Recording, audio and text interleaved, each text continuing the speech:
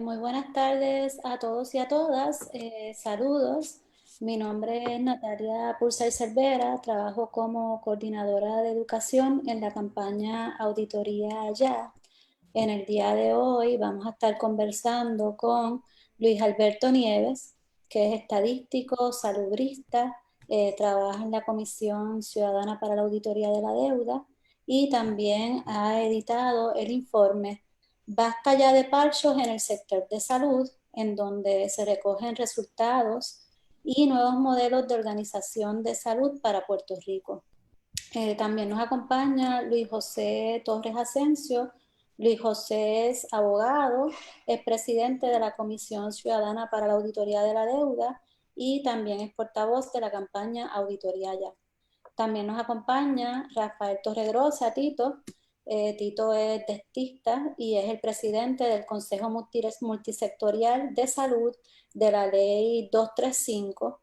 En este consejo, ¿verdad?, se está promoviendo el diseño de un sistema universal y también asesoría, se asesora a la rama legislativa y ejecutiva en temas relacionados.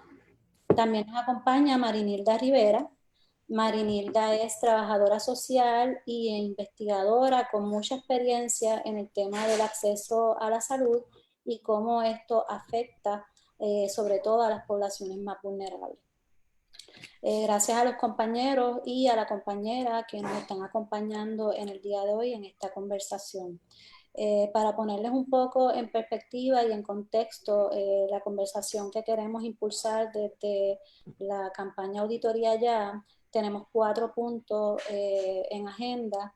El primero es, ¿verdad?, hablar y comentar sobre el sistema de salud que tenemos, específicamente reflexionando si este es un sistema de salud que es efectivo, tomando en consideración la situación actual que estamos viviendo en términos del COVID-19. También queremos conversar sobre el tema de la crisis fiscal y la aprobación de la ley Provenza y cómo esto afecta o no el acceso al sistema de salud en Puerto Rico. Otro de los puntos que queremos trabajar con ustedes son las alternativas al sistema de salud que tenemos actualmente, ¿verdad? Para, ¿verdad?, proponer otros sistemas que garanticen acceso para todos y todas y sobre todo para las poblaciones más vulnerables. Y finalmente, también queremos atender el tema de la importancia, ¿verdad?, lo indispensable que es una auditoría de la deuda como una herramienta para realmente poder impulsar el sistema de salud que necesitamos en Puerto Rico y que también queremos.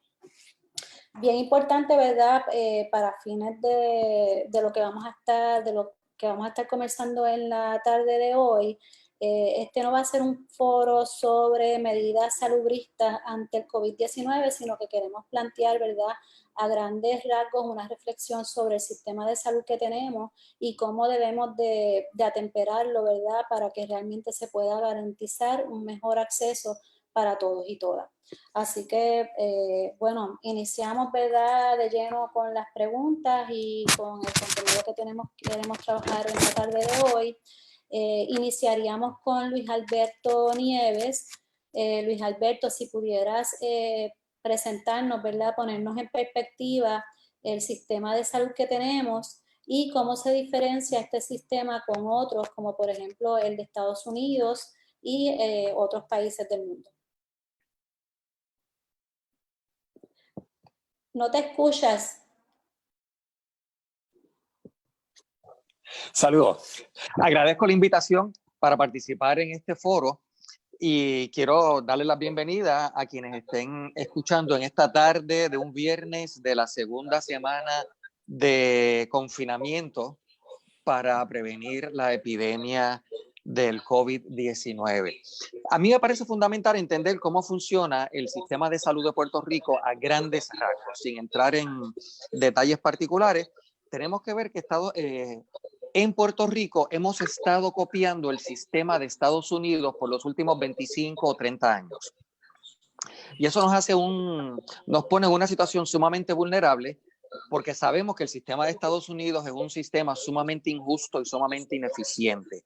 Así que les voy a plantear cómo funciona el sistema de Puerto Rico. Empiezo por comentar que hay toda una serie de estudiosos que piensan que nuestro sistema no es un sistema como tal, sino que es una multiplicidad de sistemas tal, o sea, un pequeño revolú que no amerita llamarse sistema.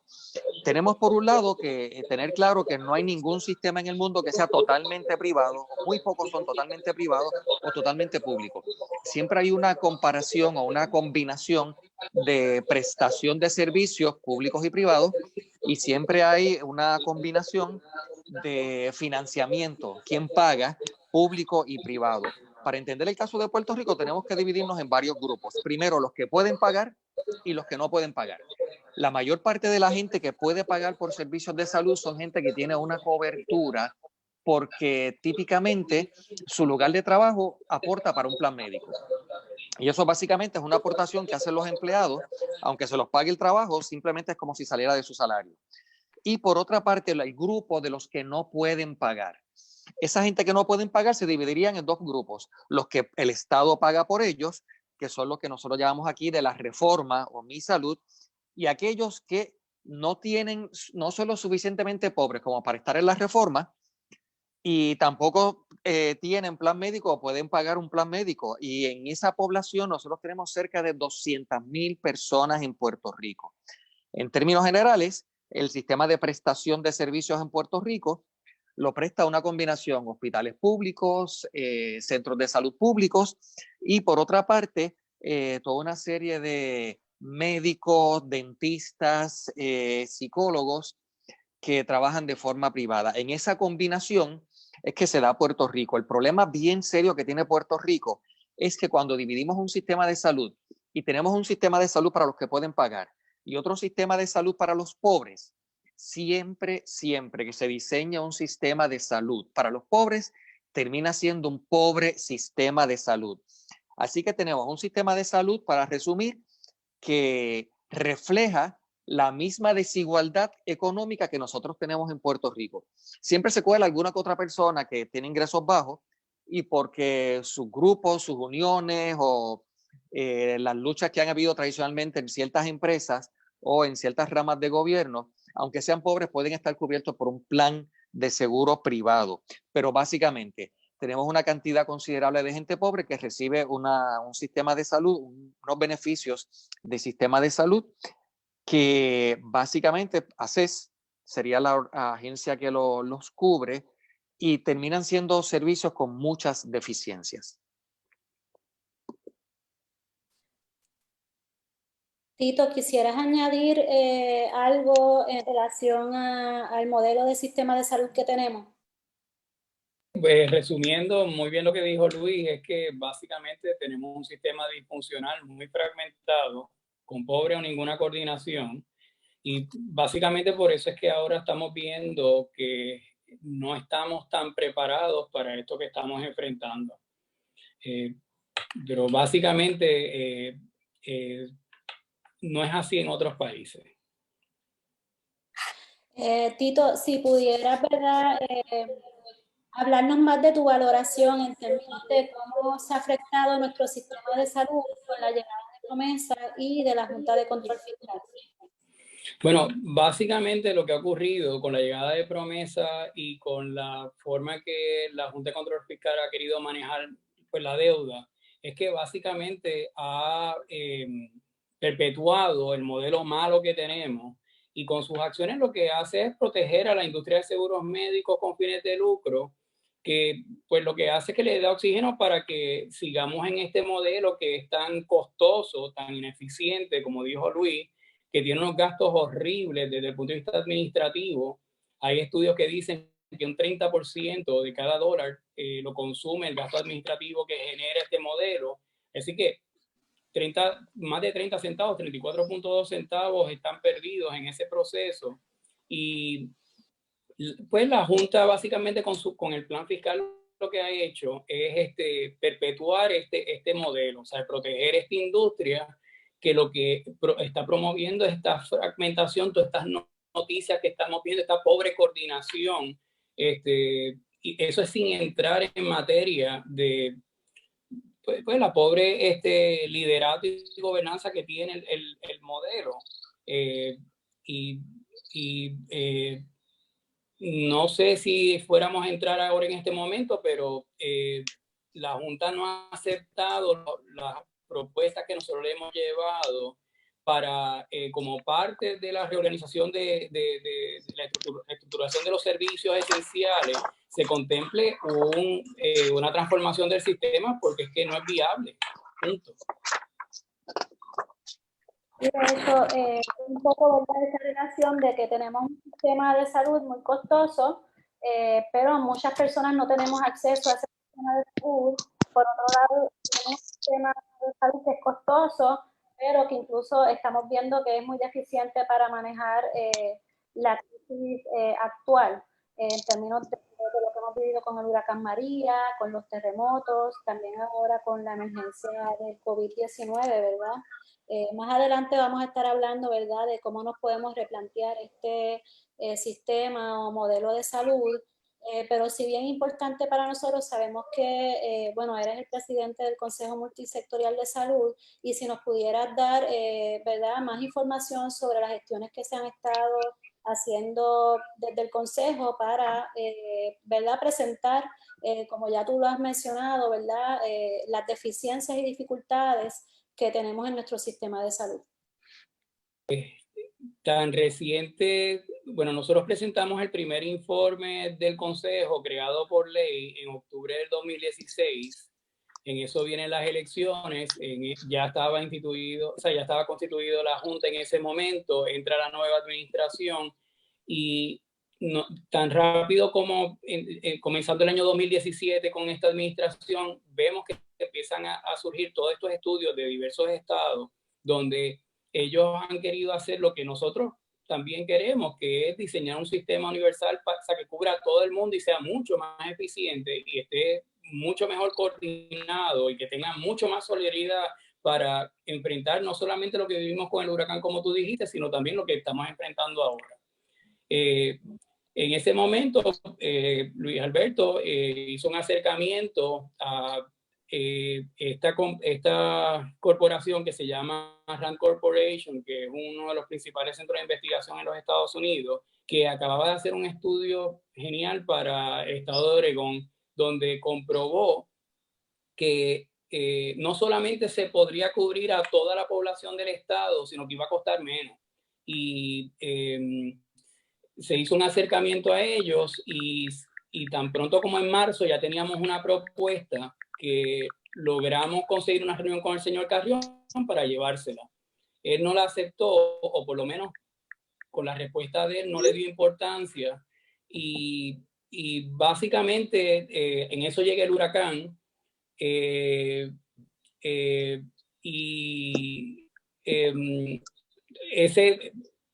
ahí nos dimos a la tarea de ver cómo otra vez tratábamos de que la Junta, con el nuevo plan fiscal que iba a preparar, consideraba, porque a todas luces necesitábamos una reestructuración de nuestro sistema, porque las primeras cifras que salieron en estudios diciendo que eran 4.645 muertes, eran la evidencia del colapso de nuestro sistema, ¿verdad? Lo que queríamos evitar que ahora estamos enfrentando. Esa reunión, tuvimos una vista pública ante la Junta donde presentamos nuestra propuesta. Luego tuvimos una reunión con la señora Yaresco, tampoco hizo caso y luego de eso hubo otras reuniones también cuando quisimos confrontar o sea, de dónde sale la evidencia que sostiene lo que el plan fiscal promulga, ¿verdad? Porque veíamos que todas las premisas en las que se basaba el plan fiscal no había evidencia que pudieran sostenerla. Y básicamente yo creo que es una negligencia de parte de la Junta que raya en la temeridad, porque lo que vivimos con el huracán no queremos ver lo que vuelva a ocurrir ahora con esto que estamos enfrentando. Y es todo por el colapso del sistema, por la falta de coordinación, la disfuncionalidad, si se dice así, de un sistema que está manga por hombro. Uno de los componentes más importantes que debe tener un sistema, según lo propone la Organización Mundial de la Salud, debe ser el liderato y la gobernanza. Y ahora mismo, miren lo que estamos viendo esta semana, no tenemos ni liderazgo ni gobernanza en la salud. Así que pese a eso, pues todavía hay cosas que podemos hacer. Luis Alberto, en términos de... ¿No quieres comentar algo sobre Sí, déjame comentar algo, porque me parece que este es el momento, por lo que acaba de decir Torregrosa, que podemos relacionar esto con la agenda del Frente Ciudadano por la Auditoría de la Deuda. Hay que tener bien claro que el sistema de salud de Puerto Rico no es un sistema sostenible financieramente. Hay que empezar por ahí. Y cuando sucede una cosa como esa, hay que cuestionar qué está pasando que no es sostenible. El primer problema con que no es sostenible es que ha estado viviendo artificialmente a base de préstamos que ha tomado el gobierno. Y eso desde los años 90. Como parte del funcionamiento del gobierno se ha emitido deuda que al fin y al cabo va a financiar los servicios de salud. El problema con esto es el siguiente, no tan solo que estamos pagando y acumulando deuda, sino que ese mismo dinero, y esto es lo que nos decía Torregrosa, con ese mismo dinero que nosotros invertimos ahora, seguramente se puede asegurar a toda la población de Puerto Rico, que todo el mundo tuviese un plan médico y básicamente que fuese el mismo plan médico para todo el mundo. Sin embargo, la Junta de Control Fiscal, en su interés por básicamente pagarle a los bonistas, ha sugerido toda una serie de reformas menores, que es lo que nosotros llamamos parchos. O sea, en el sistema de salud tenemos que decir claramente, no aguanta más parchos. Y eso es lo que estaba haciendo la Junta, promoviendo unas cosas que, como decía Torregrosa, en Estados Unidos se han promovido y se ha encontrado que no existe evidencia para promover ese tipo de política que supuestamente va a economizar dinero. Nosotros lo que planteamos y lo que hemos planteado, y este es el Consejo Multisectorial de Salud, como dijo Torregrosa, un organismo creado por ley, lo que ha planteado es que es urgente hacer un estudio financiero, un estudio económico, un estudio actuarial para mostrar evidencia de que efectivamente, si cambiamos las bases injustas de este sistema, podríamos asegurar a toda la población. Lo que nos dice Torregrosa es que lo que ha estado haciendo la Junta de Control Fiscal como en parte de su plan fiscal es requerir que por ejemplo, que a los empleados del sector público, para evitar gastar tanto en el gobierno, que se baje la contribución que se hace para pagar los planes médicos, por un lado. Y en términos de salud, lo que se ha requerido también son cambios menores, pero las bases injustas de un sistema de salud como el que tenemos no se tocan. Y nuestro planteamiento básico es, aunque está claro que el sistema no es sostenible, nosotros tenemos que cuestionar en primer lugar cómo reorganizar el sistema, porque tal vez con el dinero que tenemos nos da para asegurar a toda la población. Y eso es lo que la Junta de Control Fiscal ni siquiera acepta entender, Sí, de hecho, ahora mencionabas, ¿verdad?, los parches que ha estado impulsando, ¿verdad?, esos parches a nivel de reformas que ha hecho la Junta de Control Fiscal. ¿Cómo, verdad, esos pequeños parches que ha impulsado la Junta, pero que mantienen, ¿verdad?, la estructura de ese modelo desigual, de injusticia, altamente costoso? ¿Cómo tú dirías, Luis Alberto, que van a estar dificultando, ¿verdad?, que podamos enfrentar la situación actual de la emergencia de salud por el COVID-19? Sí, pues mira, hay varias cosas y qué bueno que presenta porque en este momento en particular en Puerto Rico tenemos que discutir estas cosas y me agrada mucho que esté con nosotros también la trabajadora social Marinilda Rivera, que supongo que tan pronto yo termine de hablar, ella va a querer añadir unas cosas adicionales porque para empezar, en el plan, en el Task Force, en el grupo de trabajo de la gobernadora para atender el COVID-19, no hay ninguna persona que pueda entender los asuntos sociales. Así que bueno, voy a empezar a contestar la pregunta y quisiera por favor invitar a la trabajadora social y profesora Marinilda Rivera a que complemente lo que voy a decir. El asunto básico es el siguiente. Por años se ha estado debilitando la estructura básica de servicio público en el sistema de salud de Puerto Rico. O sea, no tan solo se ha restado, no tan solo se privatizaron hospitales en su momento, la década de los 90, sino que además de eso, la propia estructura del Departamento de Salud se ha estado esquilmando. Cada vez hay menos fondos. Por ejemplo, en estos días ha sido bien claro la importancia de tener un grupo de profesionales bien cualificados, bien adiestrados, que puedan hacer su carrera en el Departamento de Salud, como por ejemplo en la oficina de quien ocupe la oficina de la epidemiología del Estado. Pues, ¿qué sucede? En la medida en que gran parte de los fondos de Puerto Rico van a pagar para servicios de salud y sobre todo servicios de salud privados, se elimina la posibilidad de tener un sistema público o por lo menos algunos componentes del sistema público de salud que jamás van a poder ser delegados a la empresa privada. Se niega la posibilidad de que se fortalezca. ¿Y qué sucede? Justo en este momento tenemos, para empezar, en términos de sistema de salud, una incapacidad de planificar, cosa que antes sí se tenía, pues no lo tenemos ahora porque básicamente la inmensa mayoría de los recursos van simplemente a tratamiento, van simplemente a cuidado médico y se pierde la función rectora del sistema de salud. Ahorita, hace un rato, Torregrosa hablaba del sistema de gobernanza. Básicamente aquí no tenemos capacidad para planificar y simplemente las aseguradoras de salud toman ese espacio para planificar cómo ellos van a dar servicios de salud que sean más rentables para ellos. ¿Qué es lo que eso quiere decir? No podemos pensar a largo plazo.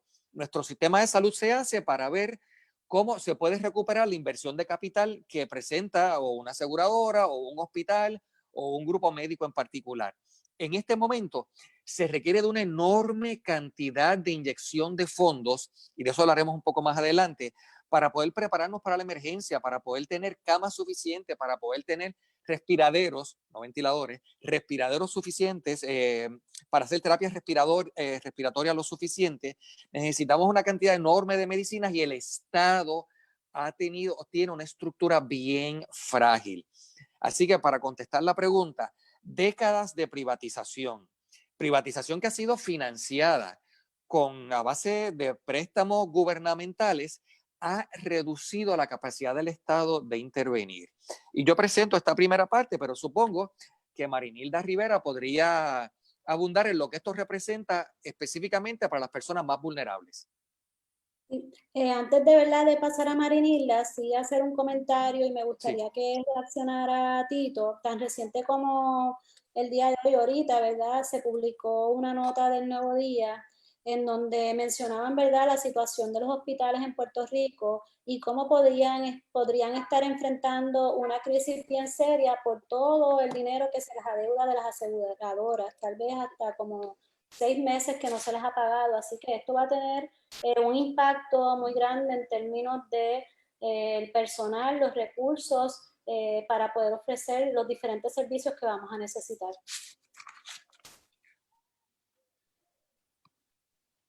¿No se escucha, Tito? Sí. Ahora. Ajá, sí, básicamente esta es otra manifestación pues, de la pobre coordinación, cuán disfuncional es el modelo. O sea, como dijo Luis Alberto, o sea, el componente en un sistema de salud donde existe un componente importante, que es el más importante que está en el eje, es el que hablamos de gobernanza y liderato, pero cuando tenemos que estas aseguradoras, que son las que corren el componente de financiamiento, llenan ese espacio del liderato, pues ellas se sirven con la cuchara grande, son las que tienen el dinero y entonces ahí es que empieza el disloque, que entonces el resto de los componentes empezamos a fallar. Por ejemplo, si los hospitales no reciben el dinero adecuado para estar lo suficientemente preparadas con la cantidad adecuada de unidades de emergencia para confrontar esta crisis, personal adiestrado y bien protegido, pues naturalmente Dios no lo quiera, ¿cómo vamos a responder a esto? Así que eso que tú acabas de ilustrar aquí, pues es otra de esas manifestaciones sobre cuán disfuncional es nuestro sistema, y quienes sufren son pues la población más vulnerable, que es la que Marinilda va a darle la cara, ¿verdad? Sí, estamos, ¿verdad?, muy pendientes, Marinilda, a los grupos y poblaciones que más se pueden afectar con esta situación del COVID-19. De hecho, son grupos que históricamente han sido vulnerables o marginadas dentro de nuestro sistema de salud, pero también de todos los ámbitos, ¿verdad? Nos gustaría que nos pudieras abordar el tema de quiénes son estos grupos, quiénes son las personas más vulnerables en términos del acceso a la salud en Puerto Rico.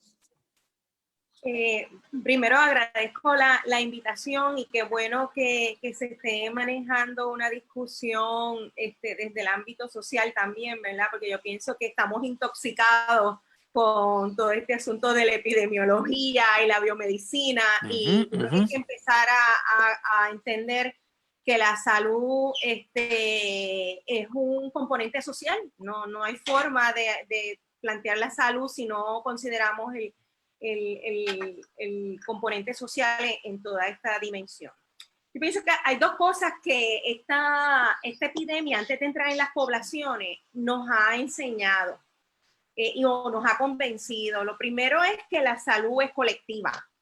Quiere decir que si hay una persona enferma, los demás también están en una situación de mucha vulnerabilidad.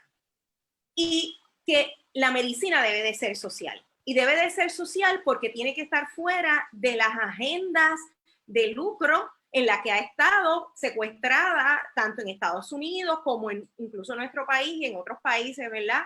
Que también se han ido moviendo a esa agenda más capitalista con fines lucrativos en la salud.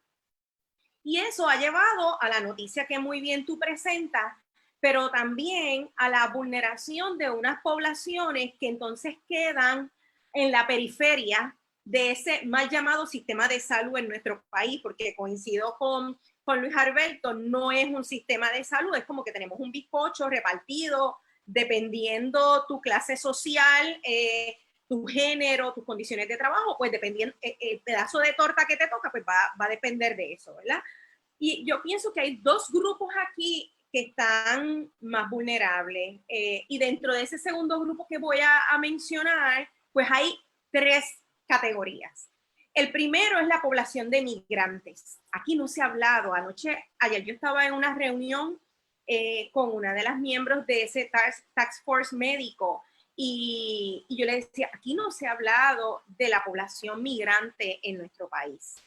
La población migrante en nuestro país está con nosotros, vive con nosotros, lleva mucho tiempo viviendo en nuestras comunidades, aportando al país, pero está totalmente ausente de la discusión de lo que es el sistema de salud y lo que es toda esta epidemia, ¿verdad?, que estamos enfrentando. Y obviamente si estamos hablando de que la salud es colectiva, que nos toca a todos y todas, y que es importante que todos y todas seamos considerados dentro de esta ecuación, pues la población migrante es una población que ha estado bien excluida por su condición migratoria del sistema de salud y de cuidados médicos, también porque hay unas particularidades al interior de esta población y tiene que ver con quiénes son la mayoría de las personas que pueden estar afectadas bajo esta pandemia, pero también bajo otras condiciones, como el ejemplo de las mujeres migrantes, que son las principales que asumen trabajos que están en el cuidado de otros y de otras, ¿verdad? Que tienen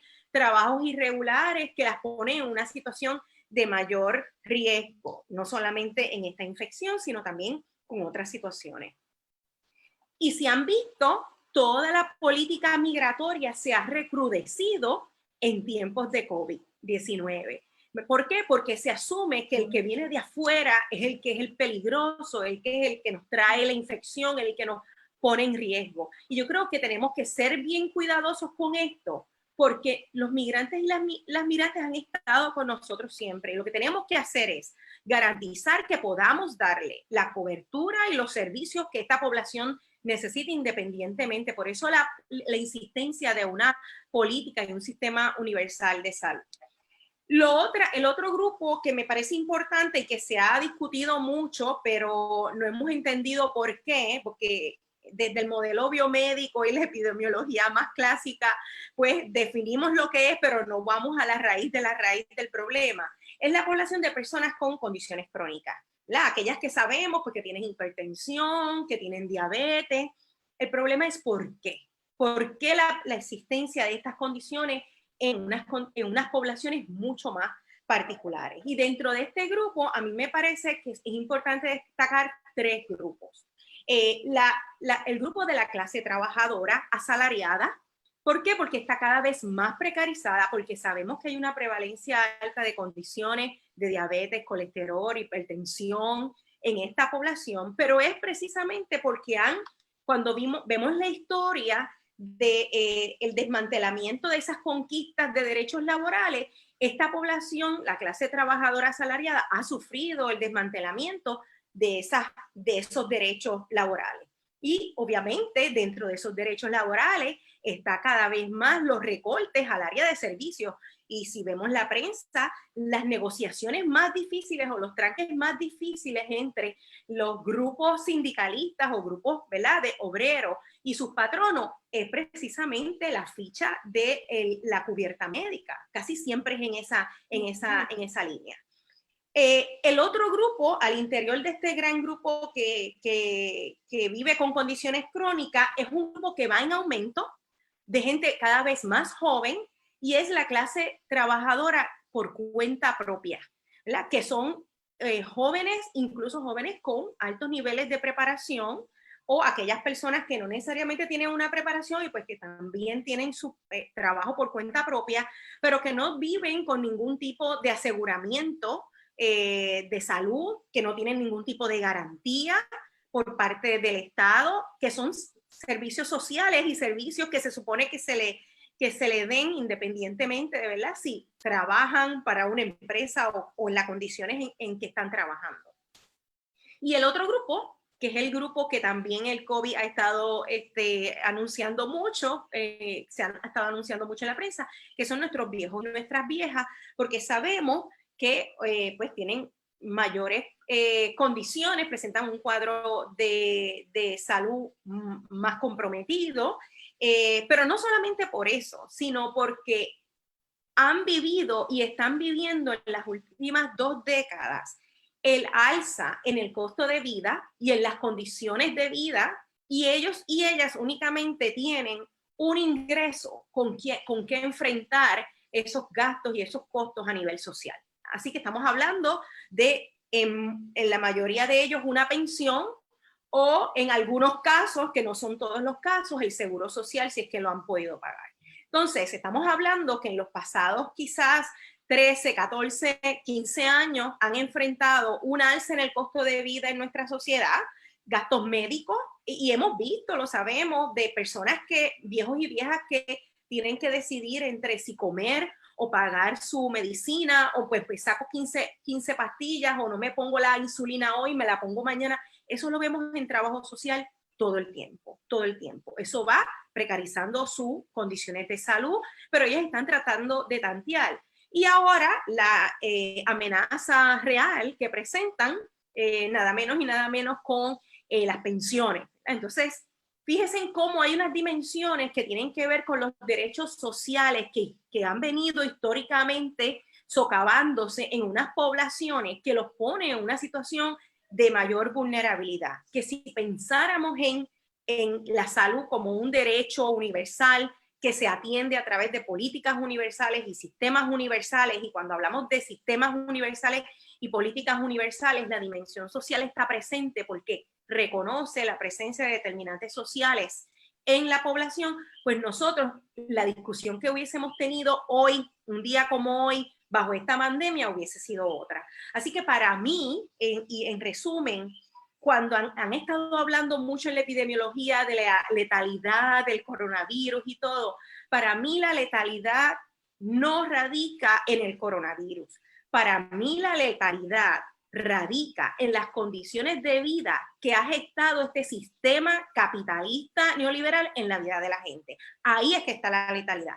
Pero de eso nadie quiere hablar y entonces queremos insistir en mantener un sistema de salud que siga nutriendo ese sistema capitalista y ese complejo médico-industrial, aunque nos cueste la vida. Y al final nos mandan a nosotros a ser responsables y encerrarnos en nuestras casas. Así que me parece que ese es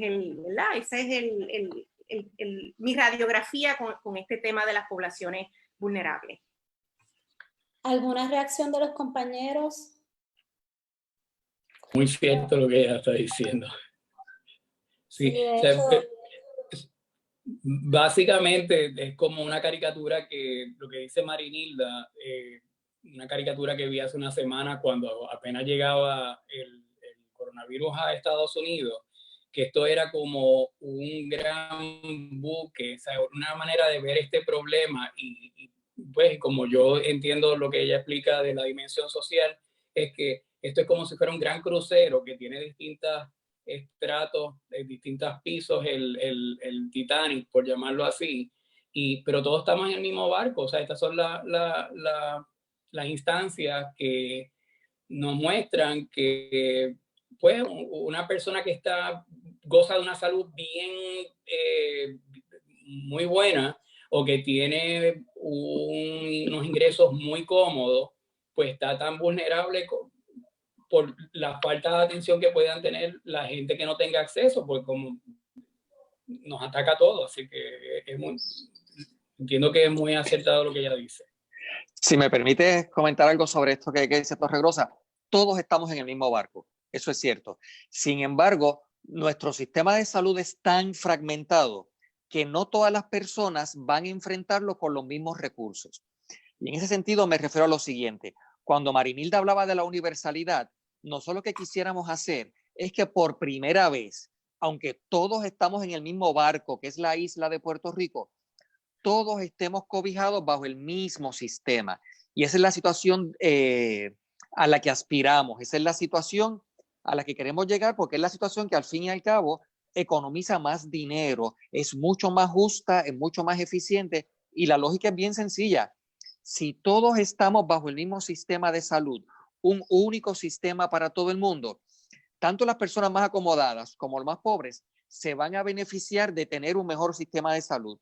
Y aquí insisto en lo que dije al principio, mientras tengamos un sistema de salud para la gente pobre, siempre vamos a tener un pobre sistema de salud para esa población. Así que el planteamiento que quiero hacer, en el caso de la epidemia, todos estamos en la misma isla, todos estamos al mismo riesgo de ser contagiados, pero no todos estamos teniendo la posibilidad de recibir el tratamiento adecuado. Y sobre eso es que se basa todos nuestros esfuerzos. Los esfuerzos que quiere hacer la Junta de Control Fiscal para manejar la deuda de Puerto Rico simplemente terminan reforzando las diferencias de clase social, reforzando las diferencias de acceso a servicios de salud. Y nuestra lucha tiene que ser por todo lo opuesto, todo el mundo bajo un solo sistema. Tito, no te escuchan, Tito. Sí, ¿me escuchan ahora? Sí. ¿Se escucha?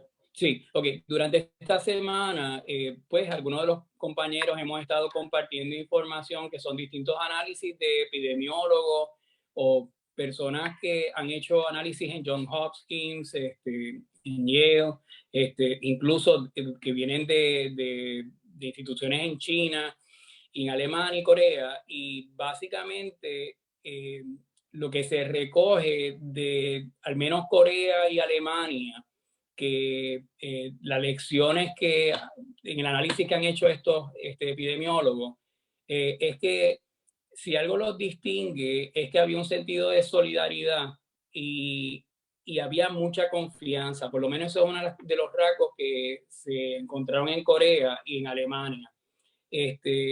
Y probablemente por eso es que ellos han podido manejar mejor la situación, porque había presente ese sentido de solidaridad que probablemente muy bien lo promovía cómo se gobernaba o cómo se lideraba el sistema de salud, que es algo que pues nosotros tenemos que aprender.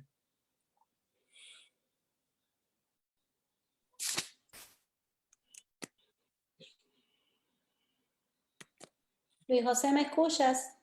Sí. Sí, para que también puedas, ¿verdad?, reaccionar a, ¿verdad?, lo que estamos comentando. Sí, bueno, a mí me parece, para seguir en este tema, me parece muy, muy interesante lo que plantea Marinilda y cómo interactúa con lo que había mencionado Alberto y que reiteró, ¿no? De los dos sistemas de salud, ¿no? Un sistema de salud para quien puede pagar y un sistema de salud para los pobres. Porque me parece que lo vemos reflejado también en la respuesta gubernamental, por lo menos en estas primeras semanas. Yo escuchaba a Marinilda hablar de las poblaciones vulnerables y uno podría decir que son precisamente las mismas poblaciones que enfrentan más carencias y más dificultades para poder cumplir con lo que es la recomendación, digamos, desde la perspectiva salubrista del distanciamiento físico, ¿verdad? El aislamiento social que están promoviendo en estos momentos. O sea, se trata de las personas sin hogar, que no tienen en dónde aislarse, se trata de los cuentapropistas, las personas empleadas por cuenta propia o las empleados del servicio del sector privado, que ahora pierden ingresos y enfrentan unas carencias, ¿no?, que no están siendo reemplazadas, ¿no?, que no están siendo debidamente atendidas como parte de una respuesta a esta emergencia que venga acompañada por un paquete de medidas sociales y económicas, ¿no?, para garantizar que todas y todos tengamos los recursos para enfrentarlo. También me parece muy interesante la relación que comenzó a hacer Luis Alberto con los temas de la deuda. Yo soy abogado y profesor de Derecho, así que yo no tengo mucho que hablar sobre el componente salubrista de esta crisis, pero sí creo que puedo hacer alguna reflexión sobre la relación entre los sistemas de salud que menciona Luis Alberto y la deuda. De hecho, que una agenda urgente e investigativa. Yo creo que parte del trabajo de la auditoría integral de la deuda es precisamente fortalecer esa relación entre el financiamiento de nuestro sistema de salud, la priorización en el pago a las aseguradoras que han mencionado ustedes y la acumulación de nuestra deuda pública, y que ya hemos visto algunos atisbos. Recuerdo expresiones del exsecretario de Hacienda, Juan Agosto Alicea, que decía que para el 2001 más de una tercera parte de la deuda extraconstitucional de Puerto Rico había sido empleada o utilizada para subvencionar la reforma de salud de la administración de Pedro Rosselló. Así que ya hay un punto de partida, ¿no? Pero algo que quizás me gustaría, yo creo que lo han mencionado, pero quizás no ha tenido tanta discusión, o podría ser materia para otro foro, es la excesiva dependencia del financiamiento de nuestros sistemas de salud en fondos federales. Un poco, gran parte, si no la totalidad del presupuesto de ACE proviene de fuentes federales, y una cantidad significativa de esas fuentes se va en pago de primas. Si ese dinero se utilizara en vez para financiar un sistema público, un sistema que garantice lo que es un derecho humano, ¿verdad?, que no está sujeto a consideraciones de costo-beneficio, consideraciones estrictamente económicas, sino que es una obligación afirmativa del Estado para garantizar a todas y todos, particularmente aquellas que están en posiciones de mayor vulnerabilidad, pues tendríamos un gobierno que estaría que estaría en posición de garantizar esa obligación. Para mí es escalofriante, es impresionante, digamos, que tengamos un sistema al cual el gobierno de Puerto Rico contribuye muy poco o contribuye nada. O sea, eso sería el equivalente de decir que en materia de salud tenemos un no gobierno, ¿no? No tenemos un aparato público, ¿no?, que nos pueda garantizar esa obligación. Así que me parece, digamos, que es una agenda importante. Lo otro que habría que decir sobre la relación entre la deuda y los sistemas de salud es que Puerto Rico está priorizando en el pago de la deuda cuando podría estar promoviendo la cancelación de toda la deuda ilegal e ilegítima y así liberar los fondos necesarios que podrían entonces utilizarse para el financiamiento de ese sistema universal de salud con pagador único, ¿verdad? Que es el que ustedes han mencionado y que se ha estado proponiendo. Así que me parece que esa agenda urgente, ¿no? Y que esta crisis del COVID-19 solo exacerba, ¿verdad? Nos coge desnudos y desnudas, ¿no? Nos coge sin un aparato público que permita responder a la crisis y por eso entonces la única respuesta gubernamental parece ser enciérrense, porque no puede hacer más nada. Luis José, en esa línea de que planteas, ¿verdad? La relación entre la deuda pública y el manejo actual de la crisis, si nos puedes dar tu insumo, ¿verdad? De la necesidad urgente, indispensable y necesaria de realizar una auditoría de la deuda justamente como una herramienta para lograr el sistema de salud que necesitamos. Bueno, yo pienso que la auditoría es muchas cosas. La auditoría es una herramienta para promover la cancelación de deuda ilegal. La auditoría es una herramienta para promover la adjudicación de responsabilidad a aquellas personas que participaron afirmativamente de ese endeudamiento y que incurrieron en conducta que puede ser criminal. Pero también la auditoría, y yo creo que en esto es central, es un espacio para contar nuestra historia y aprender de ella. Tenemos muy poco conocimiento o muy poco trabajo investigativo estableciendo precisamente esos puentes, ¿no? Entre cómo se acumuló esa deuda extraconstitucional y esa deuda que ahora se nos obliga a pagar a todas y a todas, pero que no participamos en el proceso de su emisión, y qué relación tiene con decisiones de política pública en diversos temas, entre los cuales está precisamente el financiamiento de nuestro sistema de salud en la década de los 90, ¿verdad? Con las inversiones de la reforma y cómo esas inversiones priorizaron en el pago al sector privado, particularmente a las aseguradoras, y cómo también contribuyeron a aumentar nuestra dependencia en fondos federales. Una de nuestras representantes en la comisión, la licenciada Nilka Muñoz Sosa, me decía, o sea, que antes de la reforma de salud, los fondos federales representaban cerca del 15% del presupuesto de nuestro sistema de salud. Y ahora está completamente invertido. Ahora el 15% o menos del 15% es lo que se invierte de fondos del gobierno de Puerto Rico y todo lo demás son fondos federales. Eso es increíble y una auditoría integral y ciudadana, verdaderamente independiente de la deuda, nos permitiría contar esa historia y aprender las lecciones para evitar repetirla. Entiendo que tenemos preguntas del público. Nos acompaña Eva Prado, que es nuestra compañera que está recibiendo las preguntas. Hola Eva, saludos. Si nos puedes, ¿verdad?, traer esas preguntas. Gracias. Saludos a todos, ¿me escuchan? Sí. Pues vamos a ver, ha habido mucha actividad, así que agradecemos a todos aquellos que nos están viendo en estos momentos. Sí que ha estado bien chévere y también a nuestros, este panel de lujo que tenemos hoy, súper agradecidas con todos ellos. Comentarios, tenemos una Gloria Nazario, que dice que el problema no debe limitarse a un análisis de costo-beneficio, la salud debe ser un derecho universal, y eso es lo que mira la Junta. No sé si esto es lo que entiende Gloria, pero ¿es eso lo que mira la Junta? ¿Es un sistema de salud universal lo que está promoviendo la Junta? ¿Qué más hay por aquí? Dice Diana Torres, las aseguradoras siempre han pagado igual. Tanto los médicos como los hospitales siempre han sido víctimas de ellas. Dice también Gloria Nazario sobre la noticia de que los hospitales están reclamando que las aseguradoras no les están pagando. Gloria dice que son excusas de los hospitales que no pueden lavarse las manos. Por su parte, Luis Ramírez dice, mientras las aseguradoras se mantengan como parte de la ecuación del sistema de salud en Puerto Rico, no habrá resultados positivos. Que no sea el racionamiento de servicios para que haya mayor rendimiento económico para los accionistas de dichas aseguradoras. Dice Sandy Sumac, la salud es colectiva, no debe haber lucro, solo algo que es un derecho. Por ahí hablaron también, hicieron preguntas, Marinilda, varios sobre las personas sin hogar, ¿verdad? Sobre el acceso a la salud para las personas sin hogar, las personas con problemas de adicción y ¿qué más? Vamos a ver.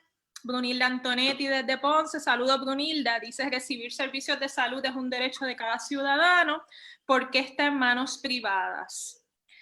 También Elisa Yensa nos habla del sistema de salud de Estados Unidos, ¿verdad? Si ese ha sido, ¿verdad? Ese es el referente que tenemos ahora y cómo ha estado, ¿verdad? Los retos que ha representado, que ahora mismo es el país número 1 con más casos del COVID.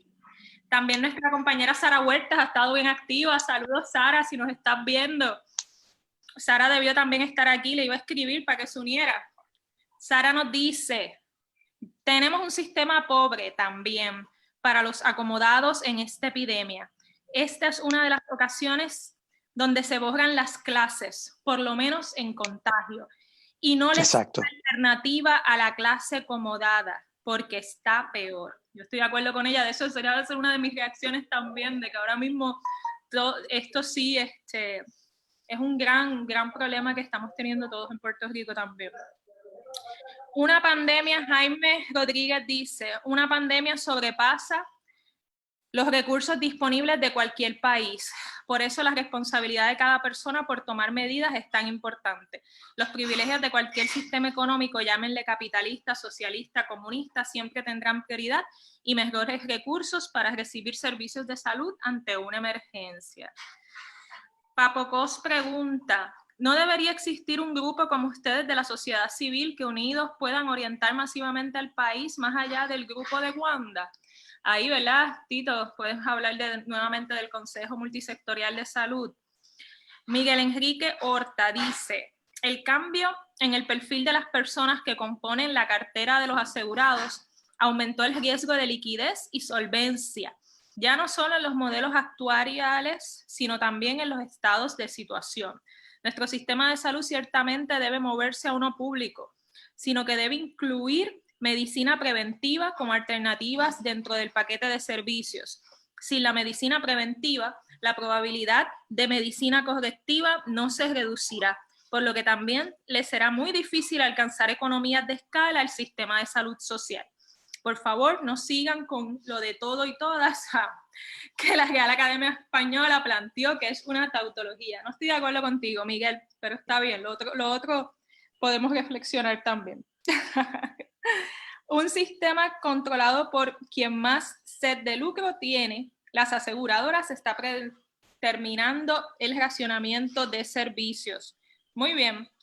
Entonces, aquí finalmente, o sea, que aumenta la dependencia de fondos federales para pagar aseguradoras, que aquí este es el último comentario que tenemos. Si es así que ha aumentado la dependencia en fondos federales, como un poco los compañeros han planteado. No sé si quieren algún comentario, reacción en estos últimos minutos a lo que ha dicho nuestra audiencia. Yo quería empezar con un comentario breve sobre la idea de racionamiento. Y es que hemos visto y nos ha sobrecogido a las escenas los relatos, los testimonios de personas en hospitales, sobre todo en Europa, trabajadores de la salud que tienen que racionar ellos y tomar la decisión de a quién le van a dar el tratamiento. Yo quiero hacer un comentario sobre eso. En primer lugar, cuando nosotros hablamos de que esa epidemia en esos países, Italia y España, se ha salido de proporción, tenemos que aclarar dos cosas. Primero, que fue la falta de unas medidas de salud pública, de unas medidas epidemiológicas, la que llevó a esa situación, que obliga ahora a los trabajadores de la salud, médicos, a las enfermeras, a racionar el servicio. Pero en el caso de Estados Unidos, y por consiguiente en el caso de Puerto Rico, nosotros hemos estado racionando el servicio también, pero de otras formas. En el caso de Europa, una vez llegan al hospital, tienen que tomar la decisión de a quién le van a dar el servicio. Nuestro caso es peor, porque nosotros hemos estado racionando el servicio para que las personas ni siquiera lleguen a los hospitales. El hecho de que tenemos una población en Puerto Rico que tiene un pésimo acceso a los servicios de salud. Y como nos presentó Marinilda, tenemos serias poblaciones, una cantidad considerable de personas que pertenecen a otras poblaciones que ni siquiera acceden a los servicios de salud. Eso es racionamiento, y ese racionamiento es mucho más injusto que otros racionamientos porque ni siquiera llegan a la salud. Por lo tanto, aquí lo que quiero plantear es, para lidiar con la deuda que se ha acumulado en Puerto Rico, la Junta de Control Fiscal ha promovido unas políticas que no van a favorecer el acceso universal, sino por el contrario, van a seguir racionando los servicios para que solo aquellas personas que tengan un buen plan médico o solo aquellas personas que están por encima de eso puedan acceder a los servicios, y eso es una forma de racionamiento también. Yo quería... Perdón. Queda un minutito, disculpen realmente esta interrupción tan abrupta ahora mismo en este conversatorio, más ahora cuando, ¿verdad?, tenemos los comentarios del público, pero ya pues, desgraciadamente el tiempo se está acabando. Agradecemos a los compañeros y compañeras que nos han acompañado en el día de hoy, también por todos sus insumos y toda su aportación. También al público, ¿verdad?, con todos esos comentarios que han compartido. Pensamos, ¿verdad?, nosotros tomamos notas de esos comentarios.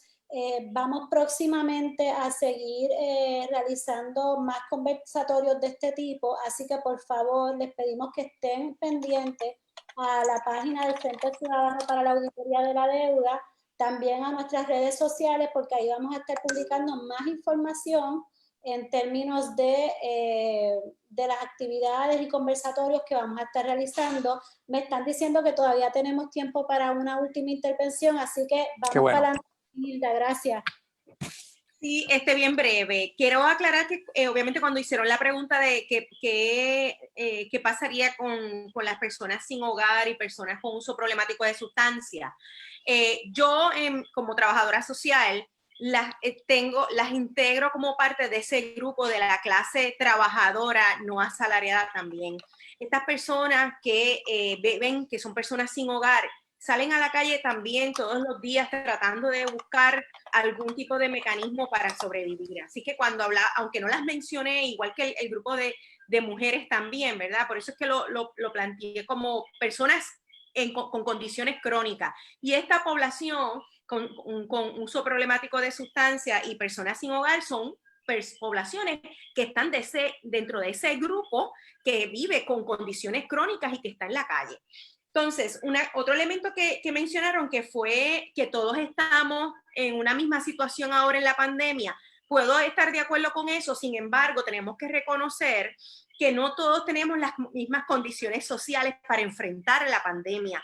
Fíjense cómo se nos dice, manténganse saludables en sus casas, coman saludable, consuman buenos líquidos, hagan ejercicios, pero en una persona que no tiene casa, una persona que no puede ni siquiera comprar para poder alimentarse con chinas, con limones, con frutos, pues miren, la realidad es que no todos estamos en las mismas condiciones sociales para enfrentarlos.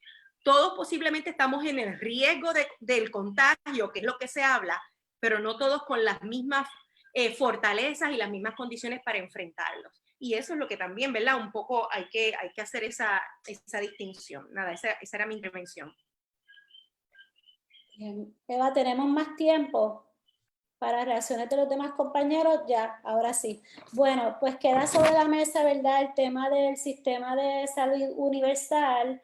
Un poco sí se definió o se dieron pistas, ¿verdad?, a lo que nos referimos en términos de buscar otros modelos como alternativa al modelo que tenemos actualmente, pero sí apostamos, ¿verdad?, a una nueva conversación con ustedes para atender este tema. También para, ¿verdad?, poder comentar sobre algunas de las preguntas e intervenciones del público.